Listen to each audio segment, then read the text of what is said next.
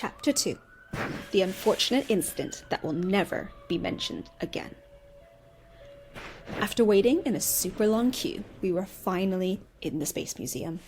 And it was awesome. We even got to go inside the spaceship. I felt like I was really Spaceman Jack. "This is awesome!" I said. Then someone snorted.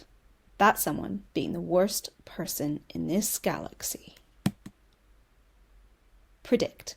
Who do you think the worst person in the galaxy is? Think about what you already know about the story.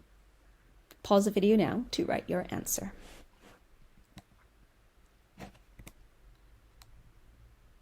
That someone being the worst person in this galaxy, and maybe in all of the galaxies. That someone being Ralph Philip Zinkerman III. "This place is so lame," said Ralph. "Real space camp will be way cooler. I'm going inside an anti-gravity machine."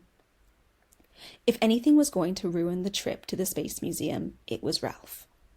He told us all about how he was going to a fancy schmancy space camp in the summer. The kind that costs about $1 bajillion. The kind that I would give anything to go to. "Hey, Sam Woozer," said Ralph. He laughed, an evil villain laugh. He thinks it's hilarious that he could make my last name rhyme with loser. For the record, totally not funny. Would Sam like to go to space camp? How do you know? Pause the video now to write your answer. Find and copy a word that means the same as funny. Pause the video now to write your answer. Ralph knocked on my spaceman helmet. "What is this thing on your head? Are you supposed to be an astronaut? I can't tell through all the lameness." "I'm not an astronaut," I said. "I'm a spaceman, totally different." Ralph snorted. Again. He's a master of snorts. Before I could explain, Zoe jumped in. "Sam is obviously Spaceman Jack," she said. "From Space Blasters, haven't you ever heard of it?" This is why Zoe is the greatest friend in the history of the universe. "Spaceman Jack?" said Ralph, frowning. "Sounds dumb." "Tell him all about Spaceman Jack and Four-Eyed Fred," said Bernard. He was bouncing next to me, waving his lightsaber around. "Five-Eyed Frank," I corrected, but it didn't matter. I looked Ralph straight in the eye. Just like Spaceman Jack always looks at bad guys before he battles them. "Spaceman Jack is the bravest being in all the galaxy." Ralph snorted. Seriously, he could win a snorting competition. "And you are supposed to be this Spaceman Jack?" he said.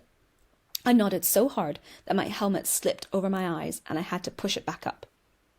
"Well, if you're so brave, why don't you get in that thing?" Ralph smiled a nasty smile and pointed over my shoulder. I slowly turned, and then my stomach dropped into my shoes. Why do you think Sam's stomach dropped into his shoes? This might be a clue. It says, "Adult riders only." Pause the video now to write your answer. It looked like a giant dinosaur egg, if a giant dinosaur egg was also a bomb. "It says, 'For adult riders only,'" said a new voice. It was Regina, Ralph's twin sister, but she wasn't evil like he was. "Sam shouldn't go in that," she said, "and I think it's broken. It might be dangerous." "I thought you were supposed to be some brave spaceman," Ralph said to me. "Or are you too scared, Sam Woozer?" I swallowed and wiped some sweat from my eyebrow. "I'm not too scared." I was pretty scared, but hiding it incredibly well, I thought. "Come on, Sam," Zoe whispered. "Bernard and I will watch out for Miss Winkleworth. You can do it. Show everyone that you aren't afraid." "Don't do it, Sam," said Regina. "You'll get in trouble, or worse." By worse, I think she meant that the Astroblast simulator could kill me. because it looked like it could. "Now, Sam, Miss Winkleworth is looking away. This is your only chance," said Zoe. "He won't do it," said Ralph. Do you think Sam is going to do it? Would you do it? Pause the video now to write your answer. "You can do it, Sam," said a voice in my head. It was the voice of Captain Jane, the captain of the Space Blaster's crew. Sometimes, when I'm feeling slightly less brave, I hear Captain Jane or Spaceman Jack in my head. Don't you think I was afraid when I went through my first wormhole, or when I saw the Ghost King on Tubbs? Do it for the universe, Sam. I knew what I had to do. I couldn't let Captain Jane down. I turned and looked at Zoe, Bernard, and Regina. I shot my hand up towards the sky like a rocket.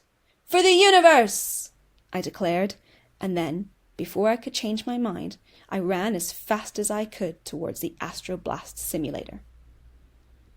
I hoped they didn't see how much I was shaking, which wasn't even that much. It was dark inside the Astroblast simulator. Darker than I thought it would be. Dark, like in space dark. Before I even got my seatbelt on, or could turn on one of my flashlights, a countdown started. 5, 4, 3... To be continued. Dun dun dun. Bye, guys.